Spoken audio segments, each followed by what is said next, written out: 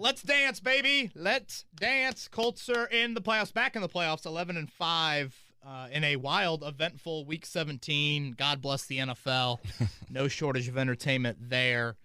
Colts at Bills, Saturday, 1:05 p.m. on CBS. Anytime your team is in the dance, I don't know how you don't rejoice a little bit, especially in the chaotic year that this 2020 NFL season and just year in general has been, as we now turn the calendar. Happy New Year to everybody out there. Kevin Bowen back. Another edition of Kevin's Corner. Chris Presley is back. It's been a while since both of us have been in studio, so yes. Great to see your face, man. How you were in the building? I was. Yesterday. How was that? The atmosphere was, and someone tweeted me a little bit earlier, it was different. And everyone knew, and obviously it's going to be a little bit different knowing that if you win, you're in, thanks to the Buffalo Bills for absolutely destroying the Miami Dolphins. Oh, boy.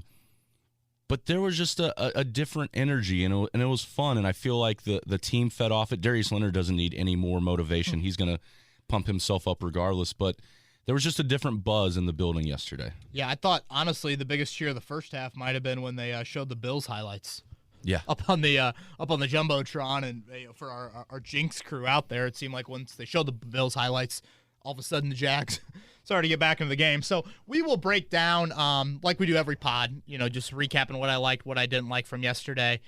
Don't want to spend a whole lot of time on it, Chris, just because, and I tweeted this out during yesterday's game, I mean, the barometer from what you just saw on Sunday in an opponent and what you're about to see on Saturday, there might not be a wider gap in the NFL. Mm-hmm. So, we won't spend a lot of time, but we still will hit on that. Let's tease Beers with Bowen. Yeah. Thursday night, 8 o'clock on YouTube. You know the drill. I think our events page has some details up on the website, or if not, we will send out a link up there, later today about that. But really, there's not a whole lot of pre-stuff you guys need to do. Just log on to our YouTube channel. That's 107.5 The Fan. Subscribe to that, and we'll be live there. And, we're going to field a ton of questions and whatnot, and it's going to be a great time, man. Heavy Bills preview. We will not have a Wednesday podcast this week. Our second podcast of the week will be the live Beers with Bowen. It'll be interactive. Again, it'll be a heavy Buffalo focus, and I think it's going to be an awesome show. 48 hours before kickoff, and the Colts will be done with practice at that point this week, so we'll have kind of all that behind us as they cram into that week. So I can't wait for it, man. And, Kev, just back to the original point when you asked me about the building, it was fun to sit there because they turned on the Tennessee Texans game. And so the Colts faithful, people didn't really leave. Like, I even heard security like, man, there's a lot of people still here. People stuck around. Unfortunately, the Titans did end up winning the division, but it was fun to just kind of have a watch party with the fans too. Yeah, that was cool. I was glad that they put that up on the Jumbotron, and the Colts players and coaches watched in the locker room, and Frank Reich was so funny afterwards saying that we all were looking at each other stunned and said, "What coverage was that?" And I'm like, well, when A.J. Brown called the deep ball from Tannehill, I'm like, well, that's kind of the coverage they play when T.Y. Hilton is usually playing against them. So just a crazy finish, but both the top teams in the AFC win. And I guess before we get into what I liked, what I didn't like, let's just talk about the goal that was accomplished yesterday, and that's punching your ticket. Yeah. And I think it's just such a necessary step for this franchise. And we know that there is going to be a new era at quarterback ushered in very soon, perhaps as soon as next fall, but if not then, again, very soon. But for guys like, Quentin Nelson and Darius Leonard and Julian Blackmon and Jonathan Taylor, it's just, I think, a necessary step to taste what real January football is like. Mm-hmm. It's different. It's a different level.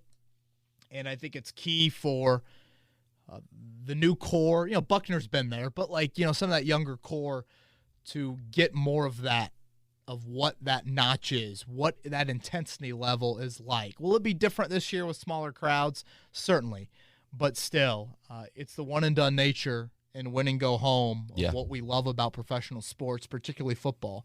And so I think job well done by the Colts again to get into the playoffs, and 11-5 is not easy to do. We stressed it on last week's podcast. It was needed. Mm-hmm. To me, it would have been a disappointment had you not made the playoffs, because the facts are the facts. You played the easiest schedule in the NFL. There was this extra playoff spot. To not get to the postseason when you make some of the win-now moves that you made, that would have been a disappointment. So I think it was very necessary to get in there. And again, just in a chaotic 2020 year, man, there's been so much bullshit that we've had to deal with, as a society and professionally, personally, socially, wherever. And the Colts, had their own issues to deal with throughout this season, like every other NFL team. But to go in 11-5, yes, you did need help in Week 17, and yesterday was not the prettiest 60 minutes of football, but still, you're in the dance, man, and it's crazy, crazy stuff can happen, and you also put yourself in position to benefit from the help. We often talk about that. It's like, yeah, you got help, you needed to get help, but still, you took the help and didn't just let it, go in the trash or whatever. You were able to benefit from that and cash in on that. So I don't know if Colts fans are jumping on tables and breaking them like the Bills Mafia yesterday, but it quickly changes from thank you, Bills, to F you, Bills. Right. As you get ready for one of the better teams in the AFC. Yeah. And honestly, one of the better teams in football. Yeah, and you talk about punching your ticket. You're punching your ticket to some Rust Belt outdoor northern football weather. We love it. Oh, yeah, that's going to be early forecast. I saw 29 degrees in Buffalo. It doesn't seem like super windy or precipitation-wise. I honestly think the Colts would benefit from more wind and a little bit of precipitation considering what Jonathan Taylor did yesterday. But, again, just briefly, yesterday was, you let off the gas pedal way too early, up 20-0. And it was funny at halftime, I overheard Jags staffer saying to another guy in the press box, just like you, I'm just ready to go home. And I'm like, oh, boy, that's a great thought. No wonder Shad Khan decided to can Doug Marrone this morning. Yeah. But it had that feel, and then all of a sudden, that final drive of the first half was when I felt like Jacksonville got some rhythm, but Jonathan Taylor was a stud, and your defense did enough after those shaky moments when Mike Glennon got into that rhythm. Yeah, Kevin, let's start there on things you like. Ladies and gentlemen, the Colts have the number 3 rusher in the NFL this season in Jonathan Taylor. Dude, remember those Baltimore and first Tennessee game when he was getting benched and 1 yard, 2 yards per carry, and that second half of Green Bay, everything changed. That was such a big win for this football team, and ever since that game, that second half, Jonathan Taylor has looked like one of the best running backs in the NFL. Yeah. And obviously, Derrick Henry is an absolute stud, but find me another guy that's playing at a higher level than Jonathan Taylor right now. Production speaks for itself, Chris. 253, franchise record, and Edgerrin James, and, NFL rookie record type stuff. I think the second most for a rookie in NFL history. All of that, just, I can read that in the newspaper and be like, wow, that's a big number I'm not used to seeing. But I will reiterate what we said lately. How he is getting those yards. No hesitation. No, it's not it doesn't look too taxing for him mentally. I made this comparison earlier today, and it's we all have been there. It's like you're dribbling a basketball, and a bunch of second or third graders are around you trying to steal it from you. Mm-hmm. And you have it on a string, and you know where the ball's going, and it's just chaos around you, but you're calm, and you're just, okay, I'm doing my own thing. That's what it looks like to me, Taylor running. It's not, there were some big holes yesterday. It's not perfect. There are guys in holes to make plays, and yet it's just a subtle step. It's a subtle cut. It's making plays in traffic, and all of a sudden, he's in the open field, and 4.340 takes over. Yeah. So it is coming at the perfect time. Boy, it's just if you can ride this, who knows? But just he bailed you out. I mean, it was shaky at times yesterday, and we'll get into some of the play calling and just. I know he had 30 carries, but I thought you could have rode him even a little bit more in that third quarter. I think it's something we mentioned when he was drafted, Chris. He's not. Don't get lazy and think he's like other Wisconsin running backs. He's just got a different gear than those Monte Balls and even a Melvin Gordon, especially a Rondane. But is a different breed of back. And I will credit the Colts for believing in his character. They are so bullish on that. And Taylor hit roadblocks. It was not perfect by any means. for his rookie season, but they believe in that character and they believe in that work ethic, and he is grown as a shotgun running back. You're a little bit closer to the line of scrimmage. Right. You aren't as further away as you are kind of in that single back or even some I formation stuff that he probably did at Wisconsin. So, he was cutting, he was making guys miss. And Chris, I also thought he was delivering body blows. Yeah. Just his 3 and 4 yard runs, or just when guys wrap up on his lower body, he doesn't fall backwards. No. It's forward or through them. Mm-hmm. And again, he is he's a flat out stud right now. He is a beast. I was talking to Frank Reich a little bit last week just about him right now, and it was hilarious just to listen to Frank talk about just the level that Jonathan was at. And this is before, what he did on Sunday.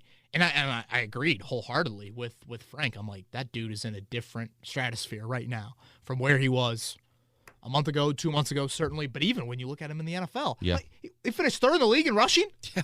Like, what? That was we were getting questions about Trent Richardson and Jonathan Taylor on previous podcasts. So players, not plays. We talked about it all last week. He needed to be featured. He was enough. He played with fire a little bit there. And that clinching touchdown.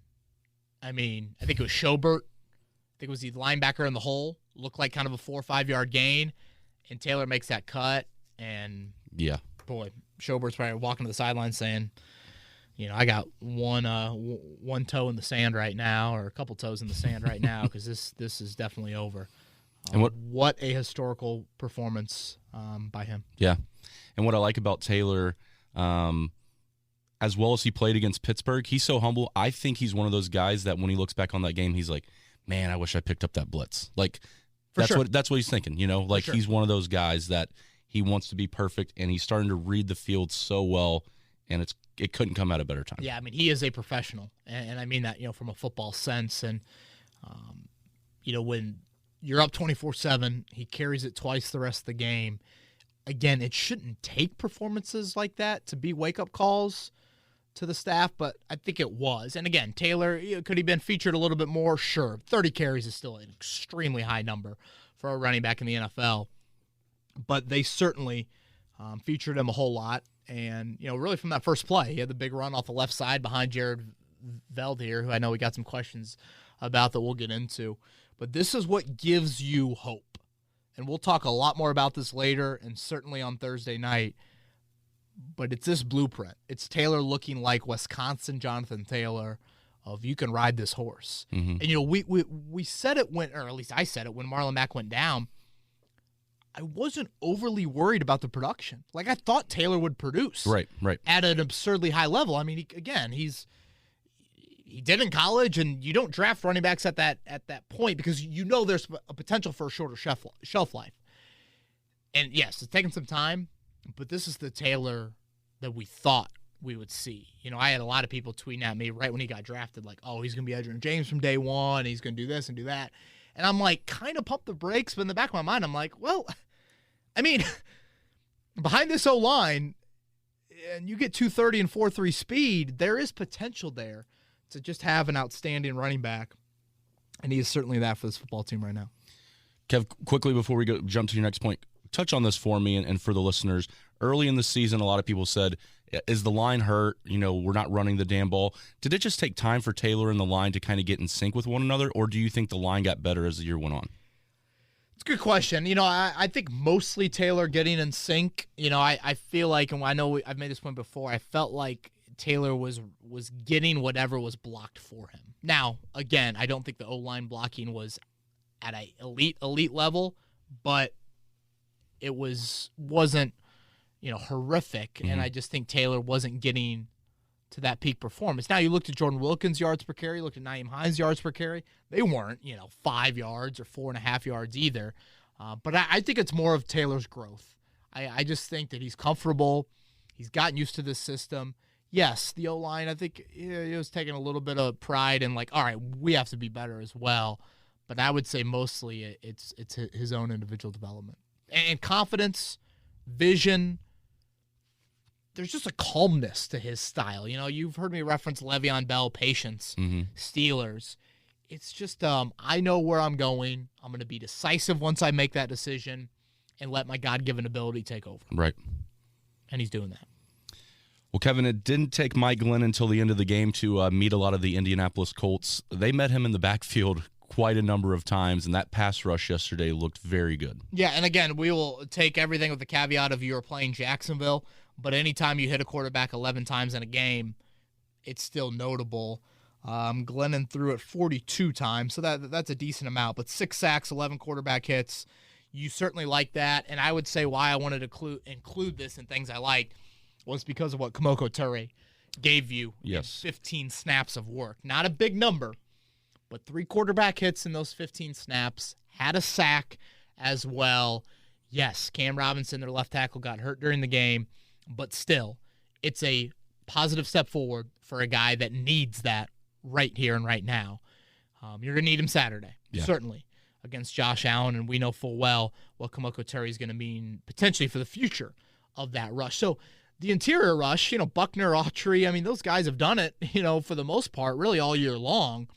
It's the edge rush that hasn't been there for you, and you've got to confine Allen to that pocket on Saturday. So, again, we'll take it with a grain of salt because it's Jacksonville, but we have needed to see improvement from the rush unit. I thought the coverage lacked a little bit more yesterday than the rush. I thought consistently you're able to mostly muddy that pocket for Mike Glennon. And I know he's a statue and whatnot, but Kamoko Ture, I thought it was the best that we've seen him this year. Yeah, because Josh, he has an arm, but he can move. Oh, he can really move. Yeah, I mean, 6'5", 230, whatever, 240, and yeah, he can move. I mean, this is a very nimble, mobile quarterback who will openly make plays outside of the pocket and look to throw with knowing in the back of his mind he can run and tuck it. But certainly, I mean, his arm. Yeah, I don't know how many people have watched Buffalo. I think you guys know, listening to me, I've kind of always been a Buffalo guy. I love what Brian Dable, their offensive coordinator, does. Just pre-snap disguising. I don't think they overwhelm you with their offensive talent. Obviously, Stephon Diggs is a stud, but their O-line is not, top 3. It's not a running back group that has a bunch of all-pros. Right. But it's a speedy skill group, especially at wideout. Diggs has proven to be a number 1. And, I mean, it's going to be quite the test for this defense. So from a quarterback who can move to a quarterback who doesn't move as well. And things you That's didn't, a nice way of putting it. And things you didn't like yesterday. Phillip Rivers a little bit shaky. Dude, I know I tweeted this out during the game, but watching Phillip Rivers make throws on the run, it makes me laugh. Yeah. I mean, and it might make people cry, cringe, yell, I don't know, but it's just like, wow, that dude is really unathletic. And yet is a pretty darn good quarterback, so it's kind of a wild skill set that he brings. I thought yesterday was one of his shakier performances of the year, to be honest with you.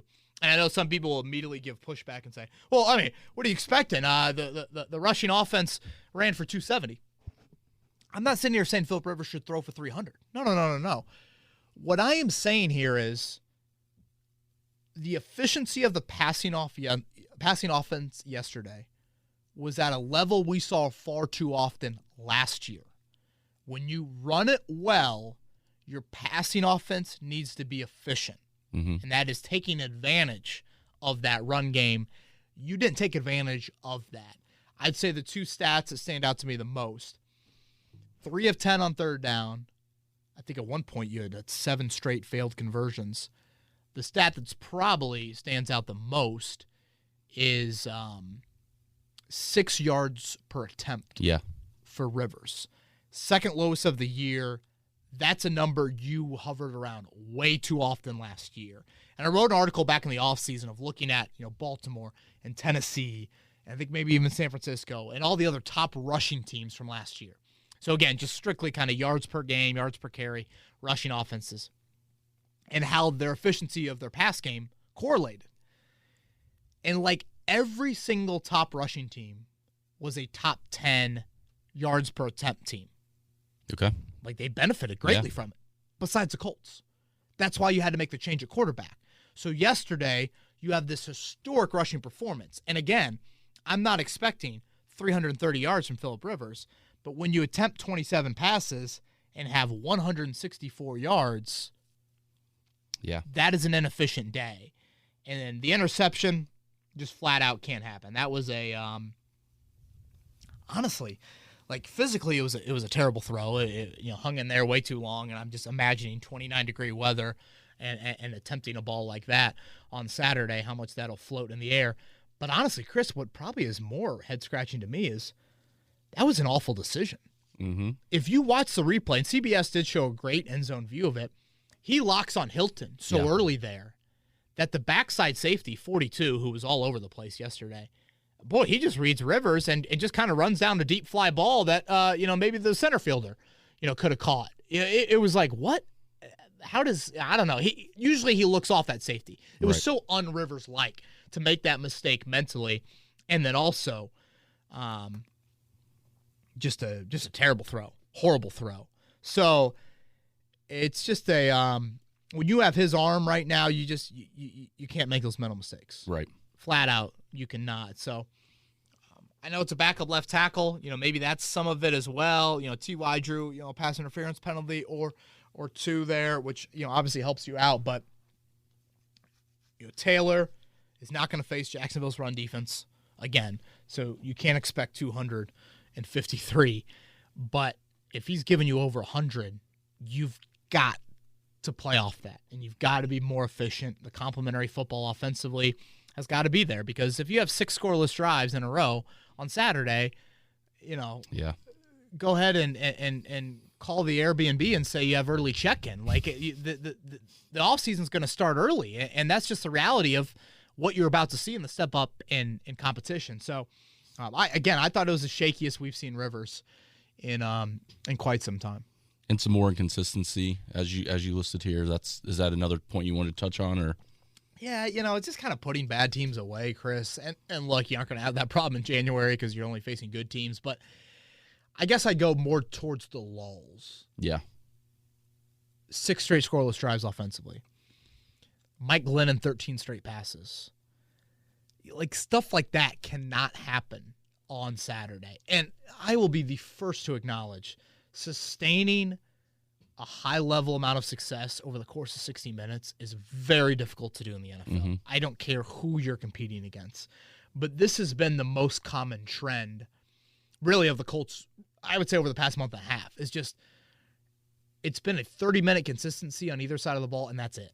And it's just been pleading to hold on. Right. In some of these games. I asked Frank last week about the second half issues offensively. And, we touched on last Wednesday's podcast about, well, they do script the third quarter a little bit, but, we probably use more of our good plays early on in games, which you understand that. You want to play from ahead. You certainly want to play from ahead on Saturday. But you have to be able to sustain things. And not necessarily, I'm not asking for 6 straight scoring drives. Right. But you got to have some level of flipping the field at least, scoring 3 of those 6 drives, something like that, and certainly got to be better situationally. So many people will look at the Colts right now and compare them, I think, to Tennessee last year entering the postseason. Can you ride Taylor like they rode Derrick Henry? Mm-hmm. Fine. That is a perfectly fine comparison. I am willing to talk about that. What people forget is Tennessee allowed 13 points and 12 points in those wins in Foxborough and in Baltimore. And they were perfect in the red zone. Yeah. So, Henry did him. And that was King Henry. But that was also finishing off drives inside the 20, and then your defense playing at an extraordinarily high level. Right. So we have to keep that in mind. Taylor can't do it all himself. So, I think Frank acknowledged it well after the game of there's no room for some of the inconsistencies we've had over the last couple of weeks. He knows that. Yeah. And, man, it was really just like, 13 straight completions, and it wasn't all dink and dunk from Glennon, too. There was some stuff like, 10, 15 yards down the field. I was like, wow, Mike Glennon's throwing a couple nice balls in there. And, I know it sounds super cliche to be like, oh, the stop with the prevent defense.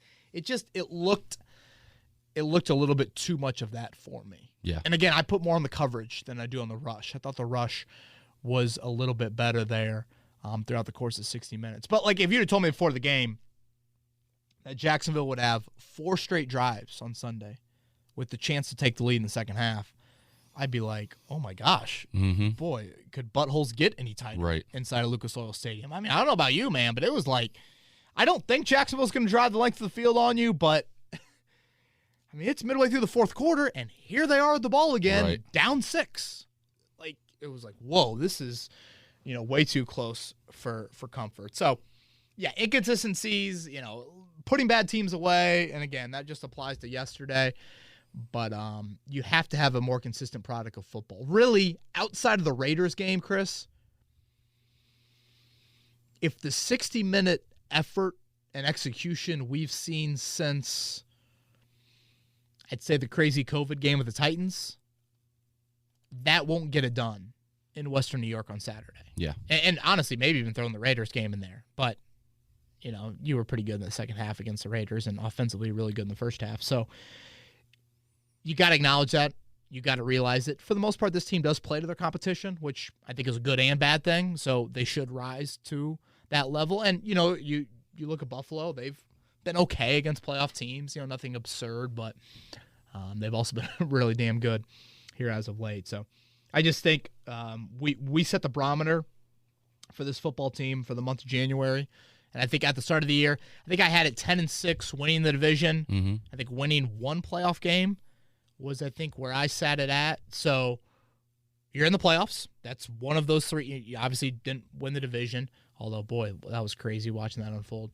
But now it's, okay, can you try and win a playoff game? And I think if you do that, from a success in 2020 season, that would be kind of where I expected things. Okay, time for Twitter questions. Kev, you ready? Yes, sir. Yes, sir. And again, not a ton this week compared to most. Mm-hmm. And really, I wanted to stay away from the most part from big picture questions. I don't know. I just think we're in a playoff week. We can save a lot of that stuff for the offseason. Yep. First one comes from Jonathan, who was at the game yesterday. First time he's been to a game all season. He was in the north end zone, section 451. Kevin, he's excited we're in playoffs and playoff bound, of course.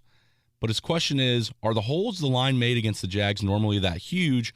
From the TV view, the holes are okay, but in person, I feel you could have driven a combine through some of them. Don't get me wrong, Taylor did great, but honestly, Irsay could have run for 100 yards with those type of holes. Oh, boy. How about Jimmy sending out the old video after the game that he recorded pregame? Yeah. Nothing like, being people want to, crucify me for jinxing the Colts. The man is recording we've made the playoffs video during pregame warmups. He's ready to go. I'm like, boy, there's some confidence in the owner's suite. Yes, Taylor in the open field. First off, yes, there are big holes, but Taylor, again, he has that gear in the open field that allows for the big play run game, and that's why they drafted him where they did. It was flat out. We need more big plays in the run game, and yesterday you had a lot of that. But there were some big holes. Honestly, I thought one of the biggest holes was on that Nyheim Hines run early in the game. Mo Alley Cox was pulling, and I kind of was like, boy, from the press box, it's like, move out of the way, Mo, because Nyheim Hines is humming, and I thought he might score on that play. But, yeah, I mean, there was some big plays. I thought you controlled the line of scrimmage for the most part really well. So you need to have push. You need all that. Buffalo, the one weakness, Chris, is probably their run defense. Yeah. And again, we'll hit on this a lot more Thursday. But yeah, it was a really nice rushing performance. Taylor, I think, in the open field, delivered the historic day for you. But certainly the O-line, anytime you run for 270, they're doing their part as well. Yeah, on that Hines run, rewatching it, I'm like, man, Nyheim, if you maybe just slowed down a little bit there, you might score. Like, you were right. Mo Alley Cox is looking behind, like, oh, crap, he's on my ass right now. I got to move. It is funny. If there was, like, one thing that maybe it's like Hines, if he knew his gears maybe a little bit more, he could maybe kind of set up some guys or set up some blocks. He's really always kind of full, which works out great for him. But, that is something that, if he can kind of realize how to utilize that, he could really be, a special player. Kevin, Damon wants to know, what was your favorite JT run of the day? Thanks for the podcast. Sorry about your Irish. He was pulling for them. Oh, Damon. You had to go there. Damon said it, not me. I know. Well, thank you, Damon. That was a very nice way to say it, unlike the guy last week who said that I was the reason why Notre Dame will never beat an SEC team. The reason why Notre Dame won't beat an SEC team is because did you watch Najee Harris hurdle over Nick McLeod? I mean, holy yeah, they got dudes that we don't have. Quickly about the Irish. Why Kyron Williams wasn't utilized more early is baffling. I thought the play calling was scared. Have to take some shots vertically as well. Have to go for it on some fourth downs. Have to do something. Got to steal possessions. That just frustrated me like no other. And then lastly, this, Chris. You watch those 4 playoff teams. Number 1 overall pick, Trevor Lawrence. Mm-hmm. Number 2 overall pick, Justin Fields. Hell, maybe flip those after Saturday night. And Alabama has 3 of the top 5 in the Heisman voting. Notre Dame has improved, but until you get explosive guys at those positions, quarterback and receiver mainly, you're going to be playing on that second tier. And right now, well, third tier, whatever you want to call it, because Alabama is on a tier, and I guess Ohio State and Clemson are probably on the second tier, and Notre Dame is thrown in with the Georgias and the Oklahomas and everybody else in the world. But, hey, I hope you bet on them to cover. Okay, my favorite JT run of the day. Probably that clinching touchdown. Yeah. That was just all of a sudden he's in the open field. I'm like, whoa, I thought there was a guy in the hole. Mm-hmm. Sure enough, there he is. It's funny, Taylor, and this just shows you the type of guy he is. He said his favorite run of the day yesterday was the final run, in which it was kind of a third down. The game was pretty much over. Did he? Because that was what I was going to say. Really? It was like you could get to victory formation. And it's just, I don't know, Taylor, it's just, he's got such a great mind on him of like, that is your favorite. He said Phillip came in the huddle, was like, let's get one more first down, let's get him to kneel down, all that. And that just kind of shows you who he is. But, man, I just thought that cut. Mm-hmm. I mean, because at that point, it's still a game. Like, it's still a 6-point game. And if for some reason, you get into a 3rd and short again and you don't convert and now you're punting it, or Hot Rod's got to attempt another one from 50-something, then it gets weird. But there's so many to pick from. Yeah, because I thought that last run was the epitome of who Jonathan Taylor is. They're running the ball. Yeah. He's got to get a couple yards, gets contact, and still falls forward for the first down, and there you go. No, I think that's a really good point. I think what we've seen from Taylor here lately, too, Chris, is I felt like when you drafted him, how good he could be in the second halves of games would just be so, so important. Now, again, the key is playing from ahead, and we'll talk about that more on Thursday. All right, Kev, this is from Jacob. Why does Frank not run the damn ball in the second half of games with a lead? When he finally did this week, look what happened. Going away from the run can't happen in Buffalo. Seems like he purposely tries to make Rivers look good when he's not our identity. Why does our offense always stall in the second half? P.S. Tell Frank that all of your followers are screaming, run the damn ball in the second half. Yeah, Jacob, I'll call Frank right when I get home and know that he will answer. And, yeah, it's not like he's got anything to worry about on a short week. Okay, second half play calling, Chris. Honestly, the first 2 drives I put squarely on the let's get cute with Jacoby Brissett in the game. When Brissett went in there on 2nd 11, I'm like, this is weird. For those of you that had Jacoby Brissett to score a touchdown, you probably were intrigued. Then he stays in there on 3rd and 5, and I'm like, is Rivers hurt? So I'm like looking down the sideline. Rivers is right there next to Frank, helmet on and everything. And very confused. Frank, after the game, said this. When Jacoby's in the game, teams think he can run it, so they have to remove a guy from the box. You're pretty much taking a guy out of the box, and he's got to be more on the perimeter. That opens the box, and you can have, theoretically, big runs from Taylor. And honestly, I thought Brissett should have handed it to Taylor on the 3rd and 5. I thought there was a little bit of something there for Taylor. But it's weird to me that, like, Frank late in the year is trying to create more out of this Brissett package when you know full well there's a ceiling on it. And you're in no position to try and get cute. You've got to win the game. Like, this is not, you're up 25, you're going to run a fake punt to put it on film. Sorry. You were in a corner where you got to beat the Jags, and it's a 1-possession game, I think, at that point, or I don't know, it's maybe a 2-score game. Like, you've got to go out there and win. And I just think you've got to know the ceiling with a Brissett package. On the second drive, he went in there again on the 3rd and 1. Mm-hmm. Hell, it wasn't even 3rd and 1. It might have been 3rd and short. I don't know if Brissett checked into that. It looked weird. He did a lot of stuff pre-snap. But just sneak it. Like, they still have not stopped him on sneaks. No. So why are you trying to recreate something that he is not Taysom Hill? He is not Usain Bolt, whatever you think he is as a running quarterback. Like, sure, he's faster than Phillip Rivers. So is Rosie. Like, it just, You just can't. You can't do this. And you certainly can't do it Saturday. Brissett in the short yardage can be effective, but there's no need for him to be in there in 2nd and 11. And it's like the pass play to Hilton a few weeks back. Mm-hmm. Was it open? Was it there? Sure. But Brissett is not. That's not his strength. You are now trying to get a guy that you benched for a reason to do stuff that he couldn't do as a starter. Like, that's playing with fire. And so I just, I'm scratching my head, and I'm doing it a lot, and I don't think I have lice. Like, why? Yeah. So that was the time of the game, Chris, where I was like, it's not like you're having Rivers throw it. It's like you just aren't playing to your strengths of either give it to Taylor on the 3rd and 5 or get Rivers back on the field. And then on the 3rd and 1, QB sneak it. Then on the next couple drives, I did think it was a little bit too pass happy. Now, Taylor at that point, I think there was a stretch there. I looked at this last night. I want to say it was a 16-play stretch where Taylor carried it 4 times. He wasn't great in those 4 carries, but again, it's body blows. Yeah. When is the 5th carry or the 6th carry going to be the one that busted? Mm-hmm.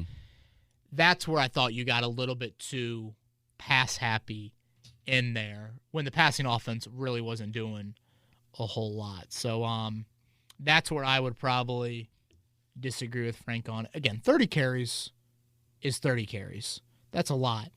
But still, there's just some times in that game where way too cute with it. Mm-hmm. Mainly Brissett package, and then a little bit again when you got into that. And this is all with that 6 straight scoreless drive rut that you were in. There was some usage kind of late 3rd quarter, early 4th, where I thought you passed it a little bit too much when you felt like you were just waiting for Taylor to break another one. Yeah. You know, it was like, okay, what's the Colts franchise record? You know, he's going to get it. And he eventually got it there with about 3 minutes to go in the game. So worked against Jacksonville, not going to work against Buffalo.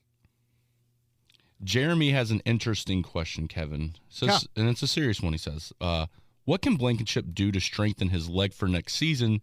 Can kickers do anything to actually increase the distance that they kick? Wow, that's a great question, Jeremy. Yeah, I would.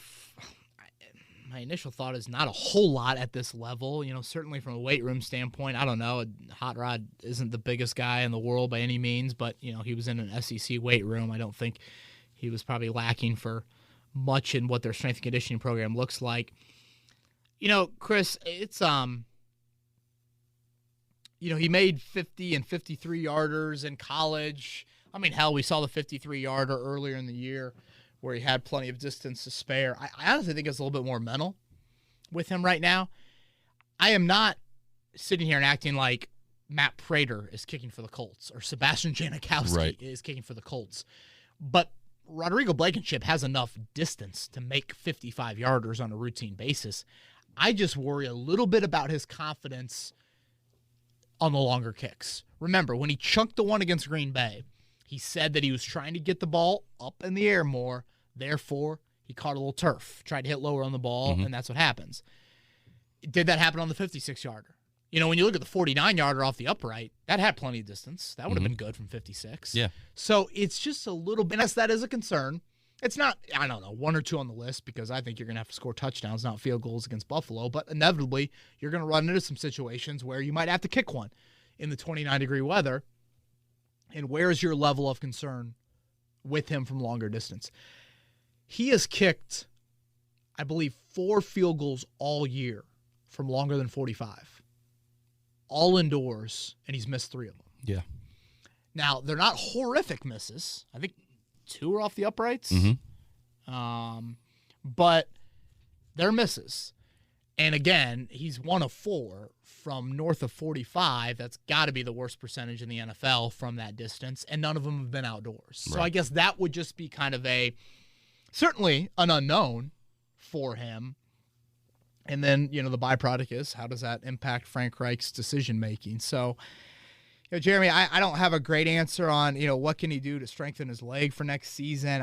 Maybe it is a little bit more of a weight room thing. Is it a technique thing? Is it just more of a trust? You just got to, all right, I got to hit that sweet spot, and it's going to be that lower third of the ball, and I just got to trust it, this and that. Who knows? I don't think he's got a booming leg by any means, but, it's not like straight up noodle leg. I've watched him make 60-yarders. He did it at Georgia. He should be able to make a 53-yarder with pretty much ease, I guess, if that makes sense. But nonetheless, I think it's more mental, and it's certainly something to keep an eye on Saturday. All right, Brian says, originally many thought the Colts were built to hold leads. Why can they not seem to do that? Is the pass defense lagging behind the run defense or some other reason? Yeah, Brian, that's a great question, honestly. I think the defense gets into like a level of complacency, Chris, that just kind of comes back to hurt them a little bit. Again, I mentioned earlier, kind of letting off that gas pedal. That drive by Glennon to end the first half, that was so easy for him, way too easy. And, am I saying all-out blitz when you're up 20-0? No, but you know what's coming. Quick-ish rhythm passing game. Disrupt that. Step on their throat. Finish them. I mean, you could have ended that game. Really, you also could have ended it if you converted a few more red zone opportunities. But if you stop them there, 20-0 at halftime, what's that locker room like? Hey, coach, can we start the bus early? That's kind of what that feeling could have been like there. So I just think it goes back to a little bit of people have been asking me a lot lately. Why are the Colts so inconsistent? Why can't you sustain over the course of two halves? Well, maybe that's just who they are. The seventh best team in the AFC. They're not Buffalo. Yeah. Buffalo's what 9 of 10, and the one loss is on Hail Mary to Hopkins. There's a reason why those teams are where they are, and the Colts are where they are. The Colts are a good football team, but to get to that next level, you have to be more consistent. So I just think it's also just a level of who you are. But it is weird. You would think theoretically they are a good run offense team here in the second half of the season. Now, on the flip, I think their pass defense is worse than I think they're a great run defense team. The pass defense is what worries you. And I think that's obviously what teams are doing when they're playing from behind. All right, this is from Mike and Patrick, both with a similar question. What a game by Taylor, but yet another game in the second half where we had a meltdown. Where should the blame lie on second half letdowns? Well, certainly it's top down. I would start with Frank, and I'd also Matt Eberflus as well. When you're up 20-0, it's just I guess it was, I don't know when that Leonard fumble occurred. Was it 17-0 when let me see if I can find that here. Yeah, you're able to cash in on that. So I think the Leonard fumble turned into a touchdown. Yes. Boy, you talk about a play you need to have on Saturday. Mm-hmm. When you stalled out in the red zone there and Hot Rod kicked it from 24 yards, there I think Miles Jack maybe not knocked that ball away, or I don't know, somebody made a play on that red zone drive. That's when the missed opportunity happens. So second half letdowns, again, I just think it is a top-down thing, and it goes to show you more of just where this team is. It's not at the premier level. It's still a good football team, and, boy, the offense continues to start so well in games, which is great to see. But I just think sustaining that is more of a recipe of who you are as a football team over the course of 16 games. All right, Kev, very scary win, but Tanner and Craig will take it. Said, I may be in the minority with this, but I have more faith in us against Buffalo than I would have against Baltimore. I feel like our offense fares better against Buffalo's defense than Baltimore's. What are your thoughts on that? It's interesting. We got a couple of these, as you mentioned, Chris. My first thought was no. I'd much rather play Baltimore at home than Buffalo on the road. But I guess the more I think about it is some people are like, well, our offense has done absolutely nothing against high-level defenses. Would I rather face a team that is a little bit lacking defensively, but I feel like the Colts defense can stop an opposing offense a couple times, can make a play or two, and that can be the difference from staying in the game. Kind of like the Green Bay game. Right. Where Green Bay's defense wasn't great, so you're able to kind of compete in a shootout, and then a Julian Blackmon play, and they had that big fourth down stop in that game as well. Like, are those a couple plays that make the difference? Now, having said that, I would rather have the home game. Fans aside, the logistics of it, I just think that would have been better for this football team. Maybe a revenge factor. I mean, you were up 10-0 on Baltimore at one point. And frankly, I think you're better equipped to handle Baltimore's offense. The run, we talk about the run and strike with the linebackers, the read option. I think you are better equipped to handle that than you are Buffalo's high-powered attack, especially on the perimeter. So, Buffalo, to me, I mean, if I were ranking the teams in the AFC right now, it'd probably go Kansas City, Buffalo, pretty close, honestly. And then probably Baltimore. I'd say Baltimore's the third best team in the AFC. I mean, outside of the COVID stuff and Lamar Jackson taking a shit, like, they've been pretty good. It's been pretty good watching them play, really, ever since kind of the mid-November to late November stuff from them. So, man, I just think the Bills are really good. Yeah, they are. Well, I mean, would you have rather? Would you have rather played Buffalo than Baltimore? I don't. At this point, I'm just happy we're in. Yeah, I know. I know we're nitpicking things. It's a fair question. Baltimore at home, like you said, when we were up 10, that fumble, the awful interception that wasn't an interception. I mean, Taylor's fumble. I mean, that was a huge play. Right. When what's his name returned it for a touchdown. Yeah. So I don't think that happens again if those teams were to meet. So I look at the Bills, man. They've won 9 of 10. I want to say 8 of those wins are by at least 8 points. I mean, that's nuts. What? In the NFL? Yeah. You're doing that? Right. Like, I'm sorry. I just don't. I don't know. I don't want.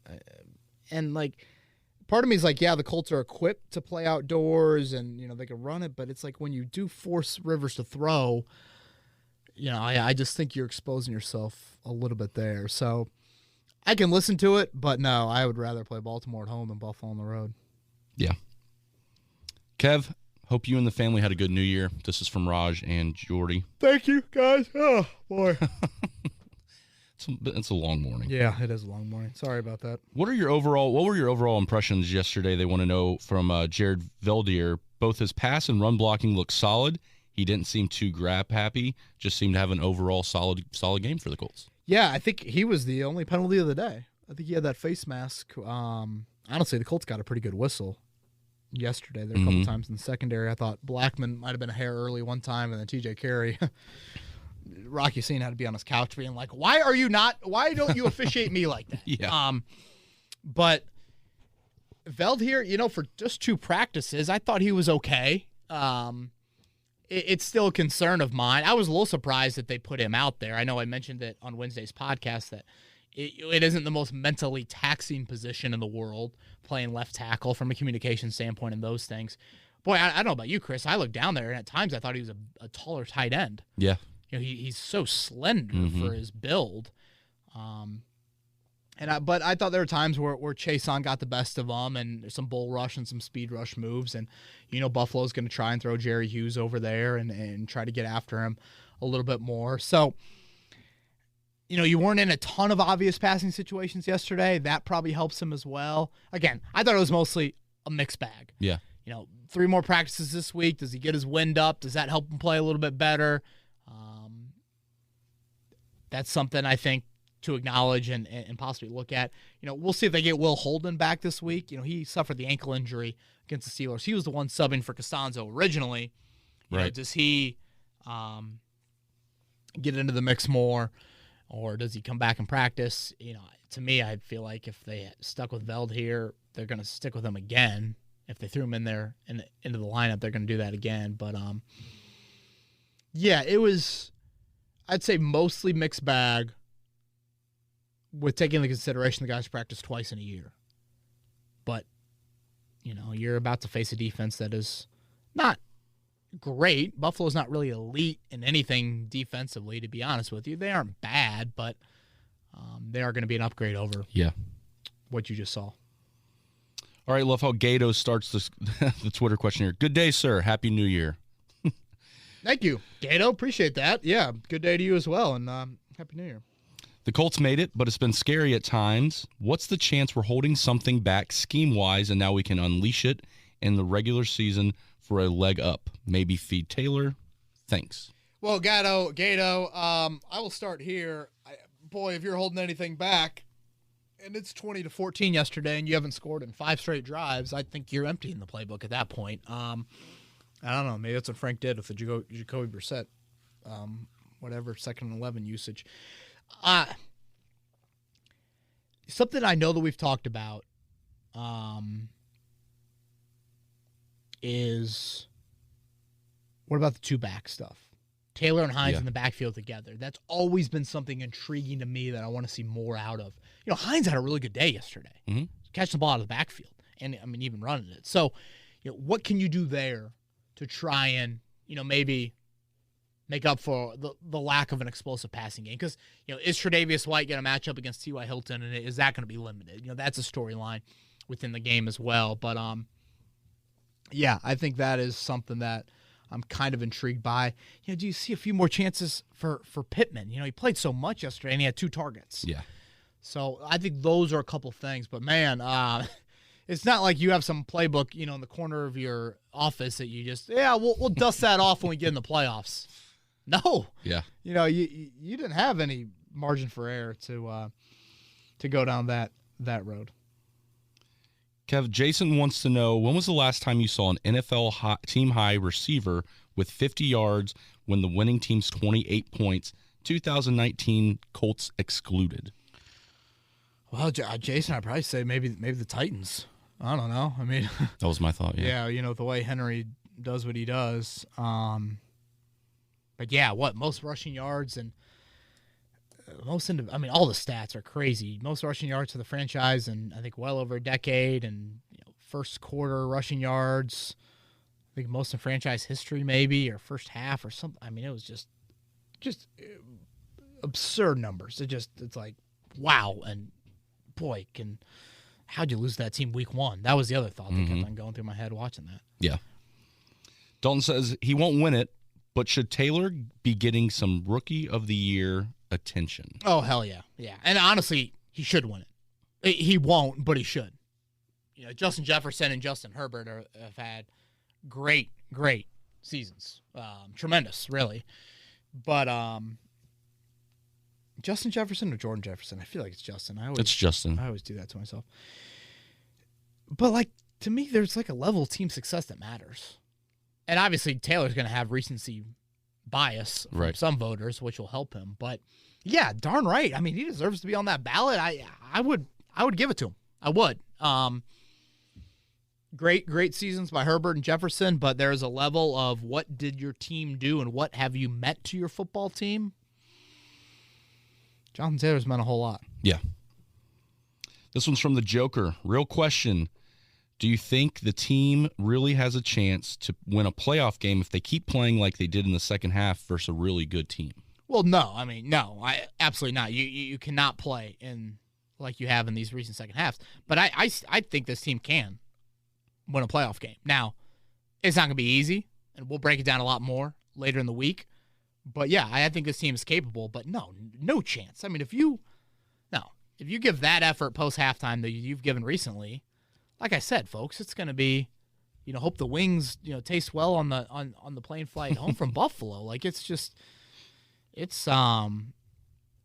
it was maybe Albert Breer yesterday tweeting Jonathan Taylor, top 5 back next year. I forget. I'm like, next year, he's top 5 back right now. Right now in the NFL. The list is literally Derrick Henry and then him. I'm sorry, Dalvin Cook's not in the playoffs. Nick Chubb pretty close up there. But, like, that dude is playing that well. And he can give you a chance. Mm-hmm. All right, this is from Steven. Let's go. Playoff bound. Here we go. Come on now. Says, I remember last podcast you said maybe the Colts should have went a different direction instead of Taylor. Do you still feel like that? Says, I know your reasoning. I just believe Taylor is going to be a stud for a very long time. Steven, I thought we edited out that portion of the podcast. Did I say that? Again, I think my reference, and I forget who asked the question last week, So NCAA tournament venues: Bankers Life, Hinkle, the Coliseum, Mackey, Assembly Hall, and Lucas Oil. 2 courts at Lucas Oil, only 1 game at a time. Interesting. So they're going to go up to West Lafayette and I thought that might be the case, but okay. I love it. Okay. Taylor, yeah, okay. And whoever asked the question last week, for some reason Matt is popping in my head. I thought it was a great question because it is more of a philosophical question on like how you would handle drafts. Do you draft a running back in the second round? Do you draft him at 41 overall? There are certainly teams in the NFL that would not do that. And obviously the Colts are one of the teams that would do that. They think Taylor is that great of a player. And I think that it all comes down to like the philosophy of how you view the NFL in 2020. If it's a pass-happy league, like you say, is a running back worth that pick? And what is the shelf life of the running back as well? And I guess that gets to Steven's point here. I just believe Taylor is going to be a stud for a very long time. If Jonathan Taylor is going to give you, perennial 1,000-yard seasons for, 8 years, yes, that makes sense. But unfortunately, running backs, we've seen them just like taper off, and just where'd they go? Yeah. I mean, look at the what's the kids for the Texans, David Johnson. Right. One year he's borderline the MVP of the league, and now it's like, wait, what? So it's just, and now there are reasons why the Colts think Taylor will not be like that. High character, extremely durable at Wisconsin, all of that. But there is a level of risk when you take a running back at that level that you might only get 6 years out of him. And what if you got a corner there for 10 years, or a left tackle there for 10 years, or an edge rusher for 10 years? There's just a level of other positions that would rank higher on my board. And then also, you look at your offensive line and believe, okay, we have this great offensive line. I don't think we need to invest that quality of a draft pick into running back. So I have never once said that I think Jonathan Taylor is not a stud, not a bad, he's a bad player, blah, blah, blah. It's more of the philosophy of how you handle drafts. And obviously you could never have predicted Marlon Mack tearing his Achilles, but that was probably more of my pause of boy, how are you going to utilize these two? Because it's a second-round draft pick. You don't want to waste that, and you need early return on it. And, the Colts obviously benefited in a way of Marlon Mack getting hurt, and that thrust Jonathan Taylor into this. And I guess it just kind of goes back to, and I remember Joey and I having so many of these arguments in that 2018 draft. Joey was all in on Saquon Barkley, and I was probably more in the Bradley Chubb camp. It's like, find me the Super Bowl winning teams that have had first-round running backs, second-round running backs. There aren't many. Mm-hmm.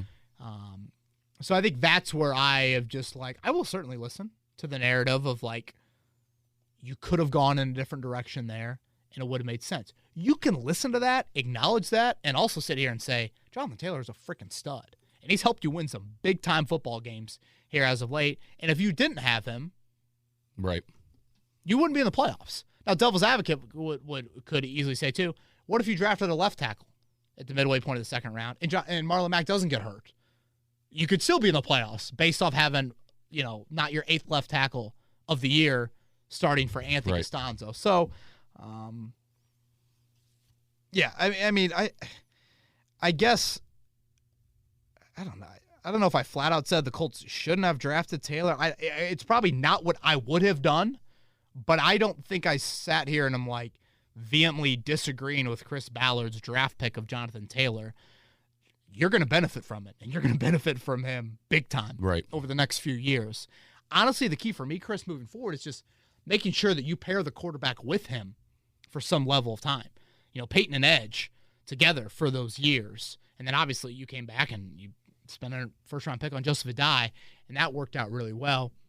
I think it's making sure that you're able to, put that quarterback, whoever that new guy is, in there for him. So, Jonathan Taylor right now he's one of the best players in the NFL, period, bar none. I don't care the position right now. He's playing at that level. And again, this is very in the moment. Here we are, last month of the season. Will that continue in 2021? Who the hell knows? But right here, right now, you're benefiting from him big time. Yeah. Now, for those of you that have more of a long-term view and are more of team running back day 3 picks and think that premium picks should be spent more on premium positions, I can listen to you. I can totally hear you out. But right here, right now, without Jonathan Taylor, this team's on their couch. Yeah, and you're not wrong in the sense that it's a position where you don't normally see that player make a retirement speech or announcement. They are told that they are retiring. Like, yes. The team's just, you're gone. No, yeah. See ya. Frank Gore is rare. Right. And some might argue Frank Gore should have retired a couple years ago. I mean, it's not like Frank's putting up absurd. Adrian Peterson is rare. Like, oftentimes, it just these running backs. I mean, look at Leonard Fournette. I mean, now all of a sudden, he's just kind of in a rotation in Tampa. And lucky if he's in that. And so that was what? He was a 1,000-yard rusher for the Jags last year. It's just the reality. But Taylor has some characteristics to him that the Colts feel like he can sustain this for longer.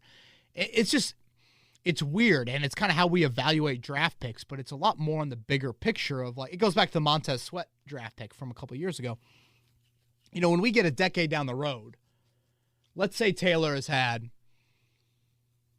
5,000-yard seasons, plays for you for 6 years, whatever, suffers a devastating injury, and he's never the same player. You know, how successful is that the outright slam dunk successful draft pick? I think you've got to factor in team success, got to factor in certainly guys around you that were picked in that same area. All of that factors into it. But in the right here, right now, and the present, boy, have you needed him. And Marlon Mack's injury situation has played into that as well. But, yeah, he's been so good, man. So good. And this is kind of what I thought was, like, when I drafted him, I was like, I mean, we were giving offensive rookie of the year odds, and it was like, yeah, I mean, if Marlon gets hurt, he's going to blossom. He's going to flourish. And I was just so surprised by it early in the year. Did I think he'd be at this level? You know, no. But I thought a 1,000-yard season with an injury involved was very, very possible. Right. Well, we're going to stick with the running back room with a question from Brad. First off, his statement is, man, this team is going to give me a heart attack. If you ask me, if we would have lost that game, that's 100% a Reich fireable offense to lose to that team twice with the playoffs on the line. But his question is, do you see us bringing back Mack, even if it's for a bargain? Let's stop there. Okay. If you don't mind. It's they would not have been fired, and I would not have fired them had I been Jim Irsay. But, man, the level of embarrassment had Jacksonville come back and won that game. I mean, I said on last week's podcast, it would have been a loss to Jacksonville would have been the most embarrassing loss maybe in franchise history. So, yeah, I mean, I don't know how you felt, Chris, sitting there during that game, but I was just like, man. Well, I was going to have to eat some crow because the day before I tweeted that I want Urban Meyer to go to Jacksonville because I don't like the Ohio State University. And I was like, you know what? Bring Urban down to Jacksonville. I'd love to beat him twice every year. Oh, boy. And then, you know, points were made to me, obviously, that we've been splitting with Jacksonville the last couple of seasons. But And, yeah, and that could have been a second sweep. And, you know, right. Doug Marrone and whatnot. So, yeah, that was, boy, crisis averted. Yeah, Jonathan Taylor get a nice Christmas present from Frank Reich. Okay, what's the question? So Brad's question is, do you see us bringing back Mack even if it's for a bargain? He says, I feel like we should try to let him be a number one somewhere else. Bringing him back would worry me that we do this whole committee crap when clearly JT is already among top 5 backs. He just brings a different element to the run game. Thanks and Happy New Year's. Appreciate that, Brad. Happy New Year to you as well.